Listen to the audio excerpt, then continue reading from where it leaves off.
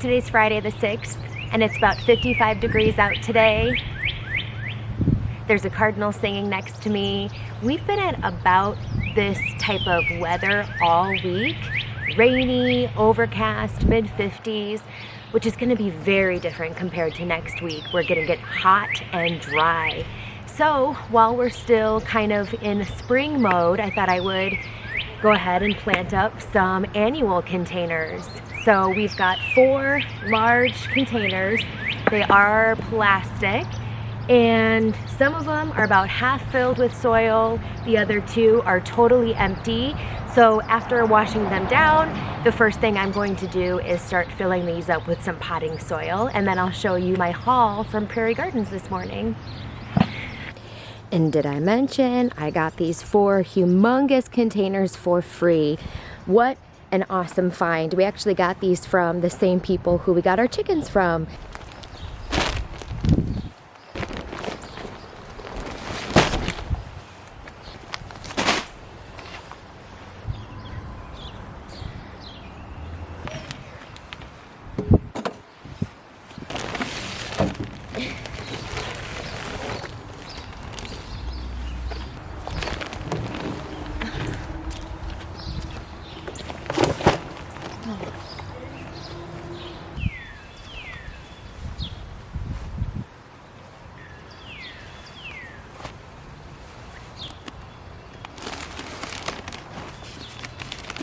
That's much easier. Cut from the bottom, let it spill out.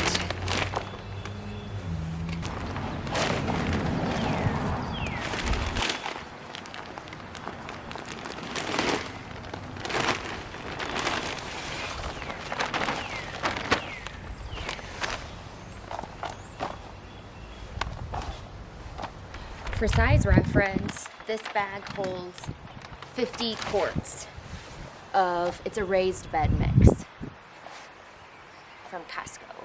50 quarts so far. All right, time for this one.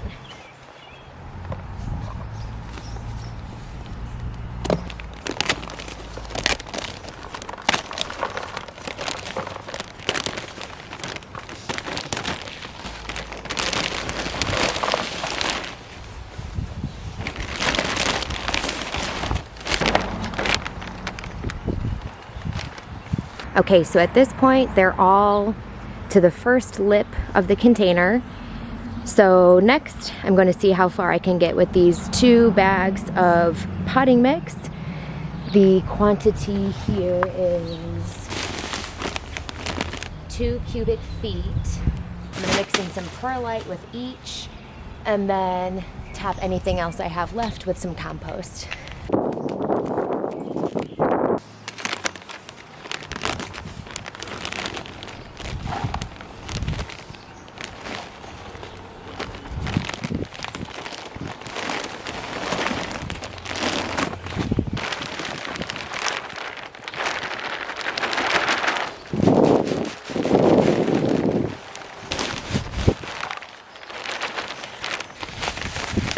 So this is perlite.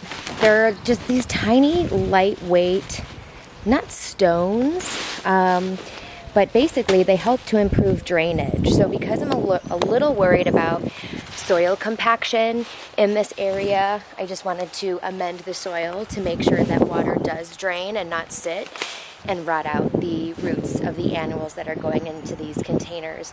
And that's especially the case since I'm adding compost to the containers, which is typically not advised, but like I said, I have lots of extra compost that needs to go to use.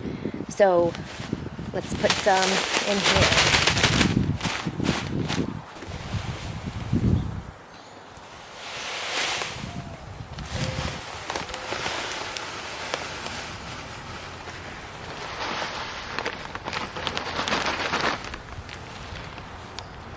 Next, we're going to take compost from the pile, and I'm just going to shovel it into each container, mix it up so the perlite can be evenly distributed in the top couple inches of these containers, and then we will get to planting.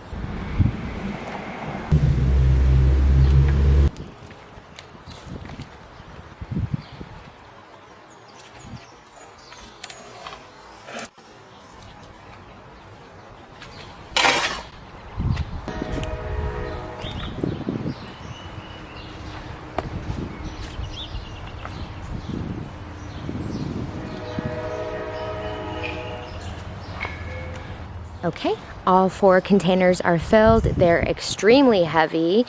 I actually struggled to get the bags of soil over here myself. So it's going to be very heavy to move into the places where I plan to have them for the spring and summer. So we will definitely get to use a dolly once Matt gets home from work. I'll ask if he can help me with that. But I think it's time to start talking about the inspiration behind my container design, where I got the ideas, and what plants I ended up with. So here are the annuals I picked up this morning at our local garden center called Prairie Gardens. I had a very exact shopping list of what I wanted to pick up because I drew inspiration from, basically if you do a Google search saying Proven Winners recipe list, you'll go to a website by Proven Winners that is a plant provider, and they have a whole list of container recipes, and there's even a spot at the top of the website where you can add filters, like this is the size of my container, it's going to be in full sun or full shade, and this is the vibe I want, tropicals, pastels. So that was really helpful. I knew I wanted pastels, so I ended up with mostly pinks and purples, and I loaded up my cart of all Proven Winners plants to go with the recipes that I decided on. They're called, I'll do one container called Good Afternoon, one container's name is Sky High, the third will be Lavender Luster, and then the last one is called Across the Universe.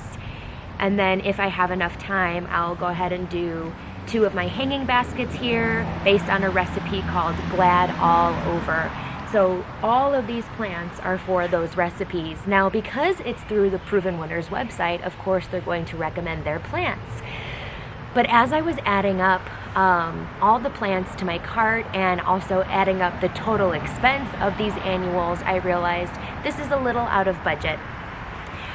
I do think Proven Winners makes excellent, hardy, prolific plants.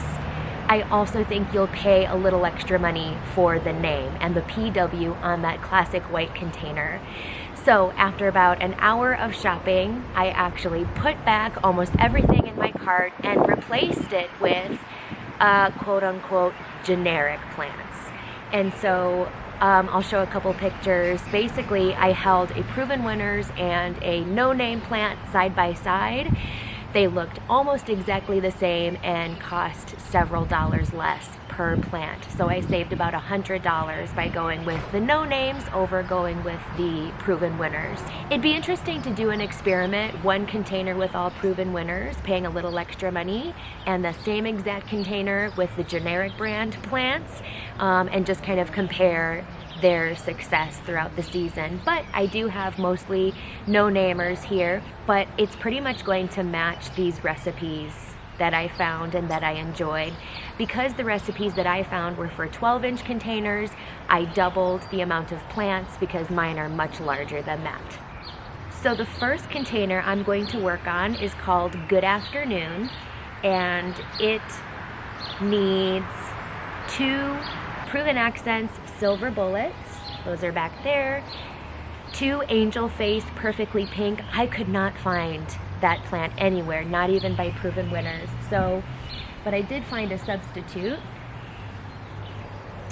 and it's called Lucky Star Pentas, and I think that'll be great as a thriller. And then the last one in that recipe for this container is Sweet Caroline, Bewitched After Midnight.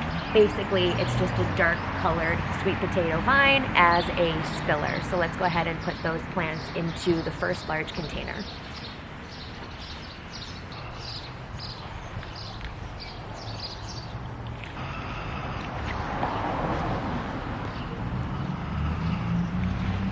So this container recipe, inspired by Proven Winners Good Afternoon, contains the 3 elements that you typically want in a container: a thriller, a filler and a spiller, because eventually this sweet potato vine will spill over the side of the plant of the container here. And first thing I always want to do is just kind of space these out, make sure I like where everything's going, with the understanding that it's not going to be an instant show. These are going to put on growth for me throughout the entire season, so that I'm hoping by late summer they're just going to be humongous.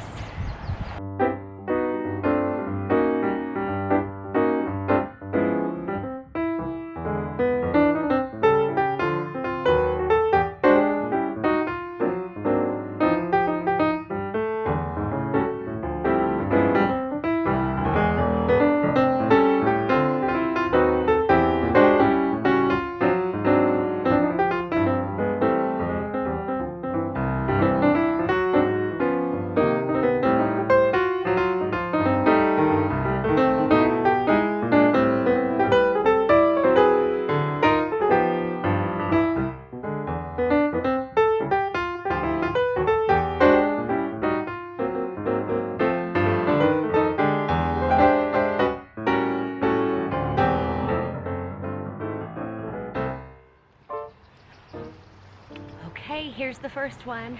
I have mixed feelings about this great open space in the middle, but I think I just get to be patient for these annuals to put on some growth and fill in the space. And worst case scenario, I just pop some of my flower seeds in here, like zinnias or something, to take up that space. So not a big deal. It is drizzling right now, so I need to take a break so I don't ruin this camera. All right, it is a new day, Saturday the 7th. Clearly, we're working under very different weather conditions compared to yesterday. Yesterday was overcast and rainy, which is why I had to stop this presentation or stop this project a little short. Today we are already at 63 degrees and it's sunny, and we're just approaching noon. And I've got 3 more containers to do. I am pleased with the first one. It might have some gaps now, but like I said yesterday, I think I just get to be patient for these annuals to put on some growth, and those spaces will fill in eventually. So let's start with the other 3.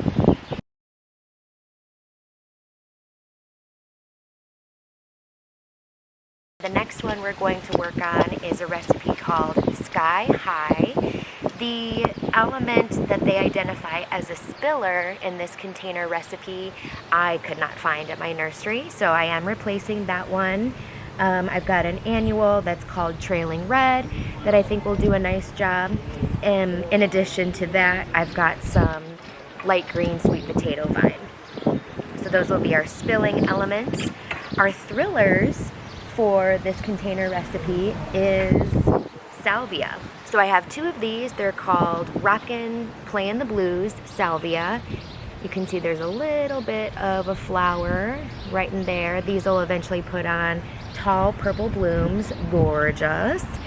Another element to this container recipe is a purple variety of alyssum. So that's what we see right here. I got a bunch of containers of these little dainty flowers. Love, love, love them. So those will go in there as well. So let me go ahead and grab what we need, and then we'll head back to the containers.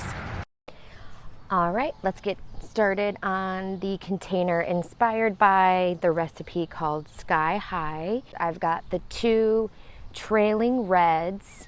So this plant description called Trailing Red says, this trailing succulent has delightful variegated gray-green foliage that are super hardy and small red burgundy colored blooms.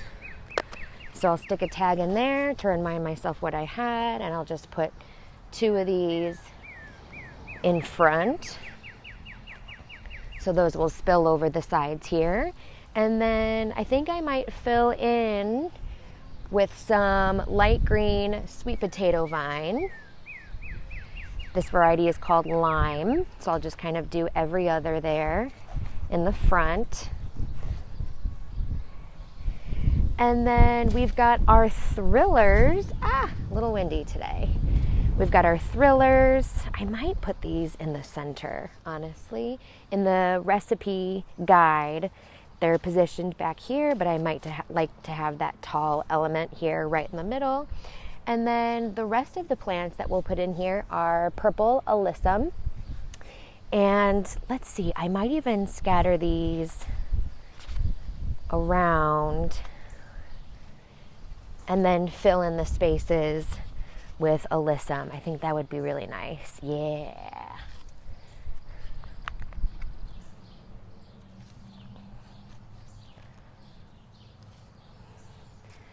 Something like that.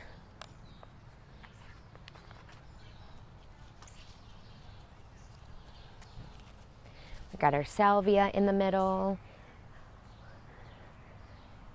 Also has purple blooms that will match the purple alyssum. And then we've got the two light green accent plants. I think this is going to be a beautiful container. And I like how this is laid out. So let me go ahead and get these out of their nursery containers and into our big container. I think I'll start with our centerpieces.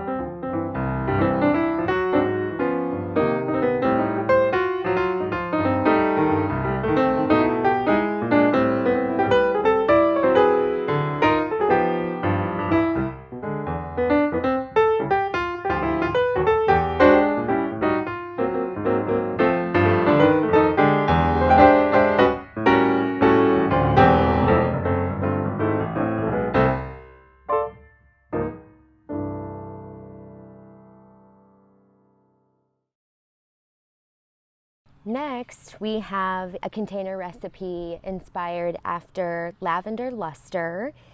I really like this one. It doesn't have your typical thriller, spiller, filler recipe. Those three elements, they're all pretty much fillers. And so for this one, we've got two different types of petunia. One of the varieties is pink and the other varieties is a blue-purple. So let me decide, this is the purple, this is the blue purple we'll use. So let me decide which shade of pink I like with it better. We've got Madness Pink Petunia here, and then this one's called Bravo Salmon. I think I'll go with the Madness Pink. Okay, so I'm going to grab these two types of petunias. And then we're also popping in there some more alyssum, but this is the white variety instead of the purple that we just put in the last container. So I'm going to grab 4 of the blue-ish, purplish petunia, 4 of the pink petunia, and then I might just grab a couple of these and then see how many I can fit in there. All right, so this one's called Lavender Luster. Let's do it. I think I'll save myself some time. And instead of putting Biotone starter fertilizer in each of the holes that I dig, I'll just put a layer of it in the top and sort of scratch that in.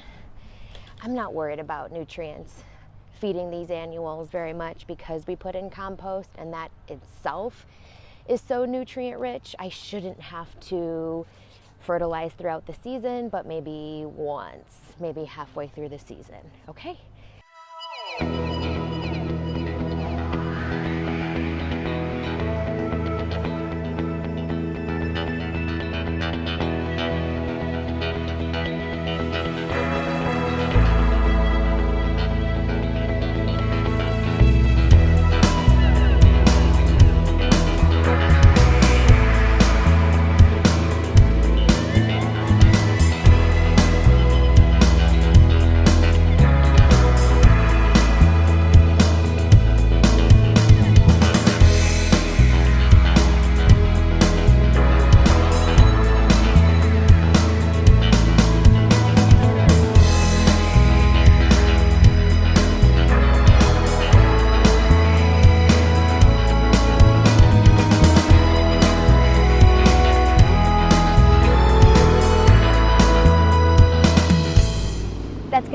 for today, everybody. Matt is mowing, and so we have watered and planted and fertilized these.